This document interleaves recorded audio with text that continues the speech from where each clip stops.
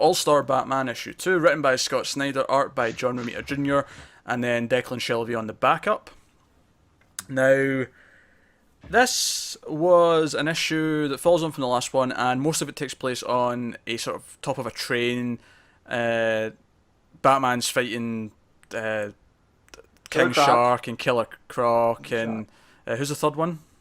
Amygdala, who I've never even heard of, but kudos to Scott Snyder. Yeah, I've heard of him, but yeah, he's like not known enough that I remembered his name. Like, you know, like way even beyond like D-list.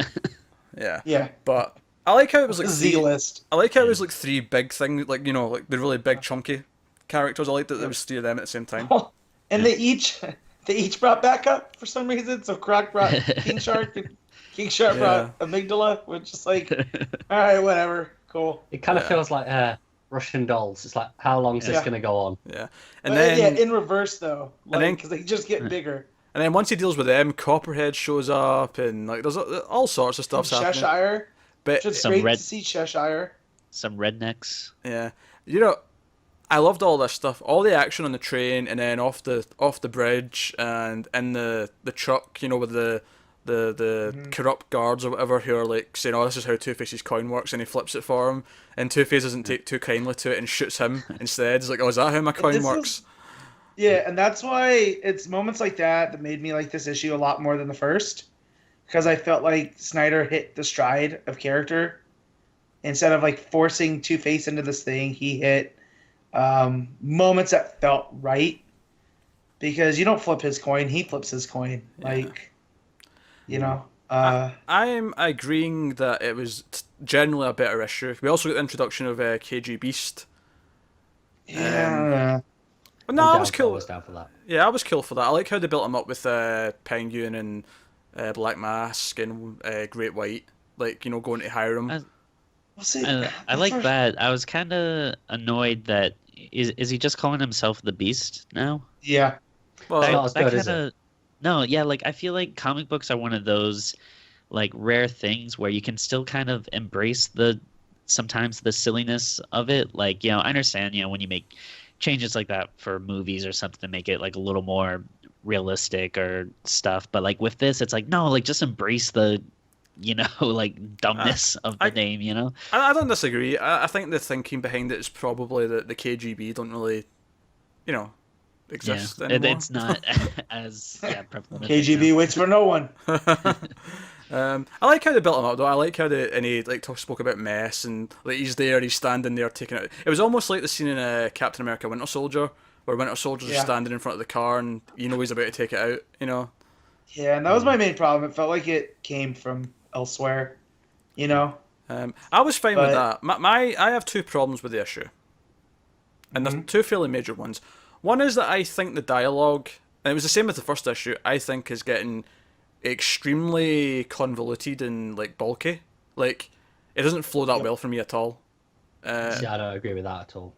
Well, I had to go back and reread stuff. Like when they were talking about the difference in Two-Face, I like that wrinkle.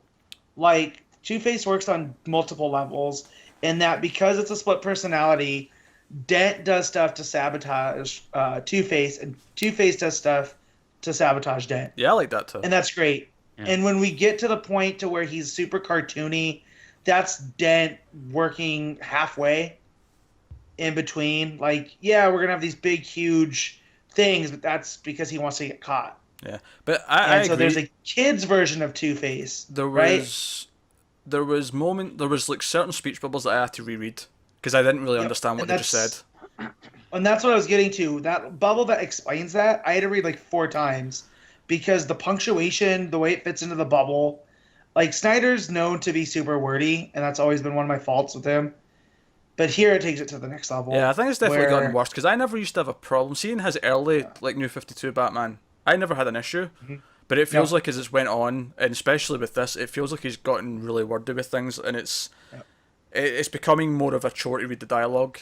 I really didn't have this problem at all. I never had to reread any bubbles or anything. Just aren't you special, Ginger? Yeah. No, I didn't notice any sort of problem. I thought it flowed pretty pretty nicely for me. I think the There's action. a Well, and lot- also, I didn't There's a lot want of to it, have. don't get me wrong, but I still thought it I was in a flowed. different headspace. I didn't want to have to read it because this was a book I was set on dropping after this issue. But I'm going to keep going because I want to know where it's headed. I think the action flows really well. I think that's where the book flows incredibly well, is the action and the pace of that. But the dialogue for me is really, really dragging it down a little bit for me right now. The other problem I had was for the second issue in a row, the ending cliffhanger. Now, we didn't address the first cliffhanger, by the way. The cliffhanger from the first issue, At all. where Alfred is the one who sabotaged the Batplane, or the Batwing, whatever you want to call it, is not addressed. Which, fair enough. We'll get to that at some point. Whatever. I've been watching Mr. Robot. I'm used to cliffhangers not being dealt with for like 4 episodes. It's I'm used to it now. But for the second issue in a row, the cliffhanger at the end kind of bothered me, because in this issue they had these bookend scenes that are set like 2 days in the future, where Jim Gordon and Bullock are driving out to Wayne Manor. Yep.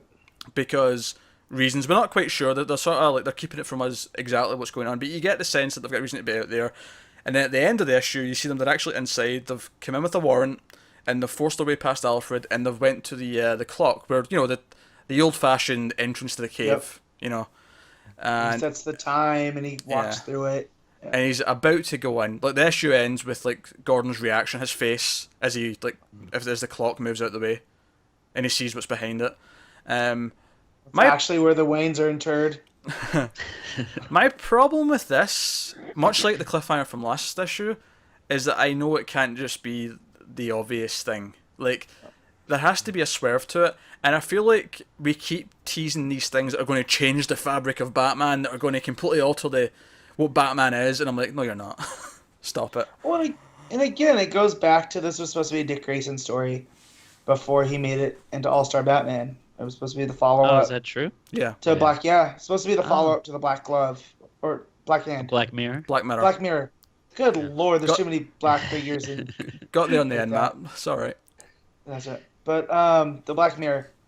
Yeah. Uh, Oh, that's But yeah, interesting. and I I just- didn't know that. I feel like if this is Dick Grayson going through this with Two-Face, and Alfred sabotaging the Batplane, and then Bullock and Gordon going to Wayne Manor. Because what I liked is that Two-Face's ultimate plan is he's still a lawyer, right? He's still a district attorney. And there's all these threads that you can compile that Bruce Wayne is Batman, or that even Dick Grayson was Batman.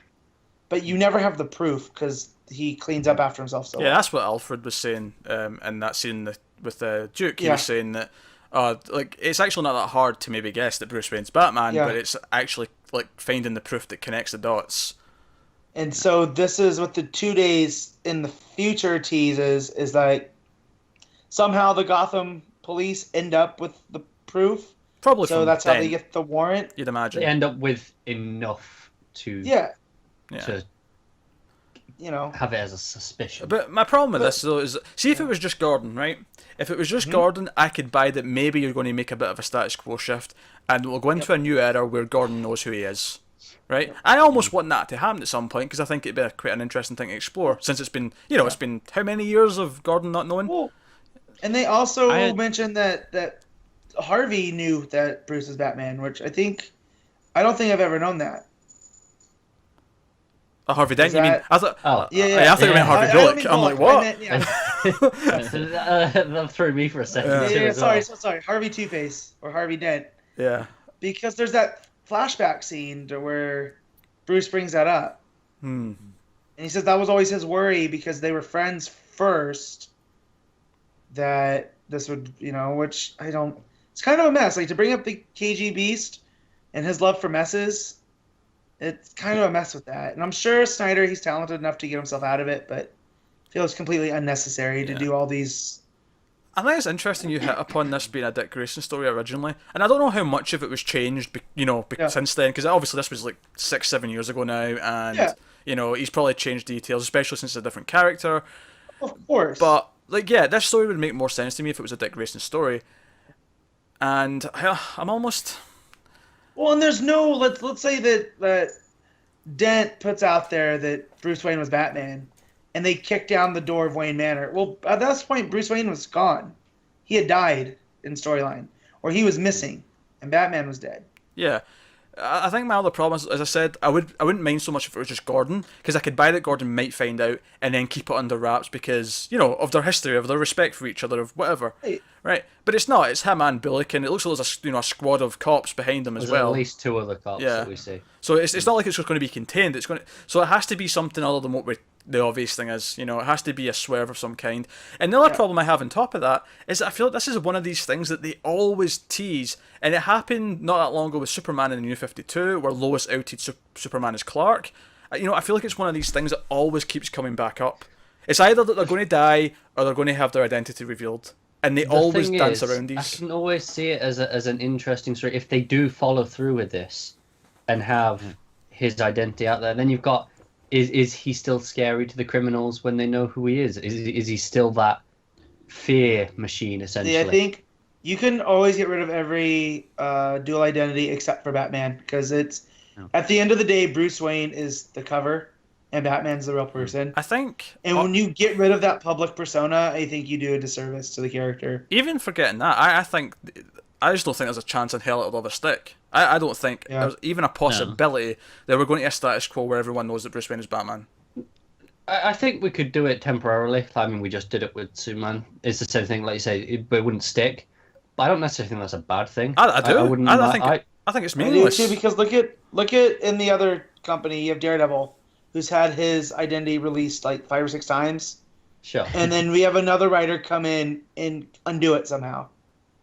You Sure, know? but I don't know. I wouldn't mind seeing the story explored and then go back. That wouldn't be an issue for me personally. It would be for me, because it'll just feel cheap when they retcon it somehow. I feel like it doesn't work for everyone. I think Daredevil's like a rare exception where it actually made for a really interesting amount of stories for a really long time. Well, it wasn't until recently that they just kind of retconned it. But like, Batman, I can't really. When Mark Waid's Daredevil run started, he had fun with it, and he had like him wearing like a shirt saying "I'm not Daredevil," and that was pretty funny. Well, yeah, because it was down to the proof, and that's what I liked that Snyder setting up. Yeah. And the swear is probably going to be that whatever proof that Dent sent isn't going to be concrete enough. Like, because Batman does clean up after himself that well. But I honestly think I've got a problem if he gets it to the point where Gordon and the police force have all been told this fact, but it's just not quite proven, because then they've all got it in their heads, like, you know, and I think that's a problem. No, I've always thought that, like, I know they've never outright said it, but I always had the feeling that Gordon did kind of know. Like, I always thought it was just kind of an unspoken thing that they had. Like, they kind of have that in this issue, though. Like Alfred says, it's not hard to connect the dots. All the cops have probably had this cross their mind at some point or another. It's probably always there as a suspicion. The ones that have dealt with Batman enough, I would say, like Gordon, because he talks with them, like they meet. You know, all the ones that we actually even know. Montoya. Yeah. Like the scene I always think of is I think it was during No Man's Land. Like Bruce unmasks to Gordon, but he's like turned around and he's just kind of like, I remember that. He's kind of like, I don't care, and like I always thought that was kind of just him being like kind of, like, hey, I already know. Let's not like, make it official. Just kind of. Yeah, I don't want to know for sure. Yeah. Where to me, Gordon doesn't care because Batman's done so good. Yeah, that's true too. Well, you know what I mean? It's like, I don't even think it's a case of Batman's done so good. I think he doesn't want to know because he knows Batman. He sees Batman as who he is. Right. You know, it's like if you go watch Dark Knight Rises and he has that conversation with John, he's like, I know exactly who saved us back then. It was the Batman. Like, that's all he needs to know because that's who he is. I'll tell you what kind of bugged me about the cliffhanger is I didn't realize that the next page was starting the backup story, so I thought that's what the cops were looking at first. I was like, wait, that would be confusing. We should briefly talk about the backup, then I suppose, shouldn't we?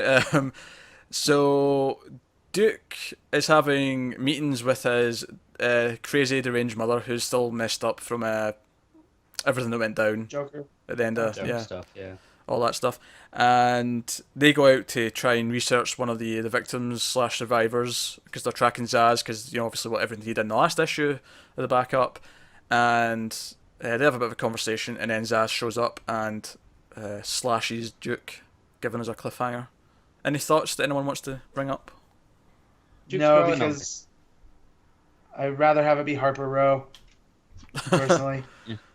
But I like Duke, and I like I've been enjoying this backup. You know, there's not a ton to it yet, but I kind of like everything involved in it. I'm a big fan of Shelby's artwork, and it's alright. yeah. I feel like I like the Zaz stuff, and I like the idea of this colour wheel of the training, but I do Yeah. think in this issue they mentioned it too much. Yeah, Like it was a little during the main story when Duke like rides off, and Alfred's like, "But you're only just started the wheel," and I'm like, I felt a bit forced. Like, That's fair enough. So you're saying he went off on a lark? That was terrible. All right, let's move on. But I think to sum up, I'm enjoying All Star Batman, but it's definitely got its issues. It's definitely my least favorite of the three like main Bat books. Yeah. This I I feel like this issue could have been really bumped up if it had more Chainsaw. I feel like we didn't get enough Chainsaw from the first one. If they would have kept it up, I can look at a chainsaw wielding Batman. Basically, you just want the Gotham Chainsaw Massacre with Batman trying to stop Leatherface. I was thinking more like Evil Dead. I knew All right, that. okay. Yeah. All right, sorry, okay. Evil Dead, but Batman. Do you imagine Batman saying groovy? No, he would say Martha instead. Yeah. Martha.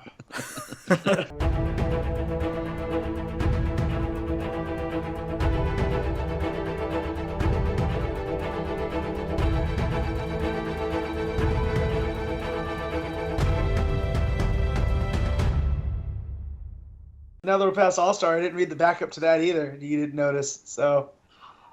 Oh, you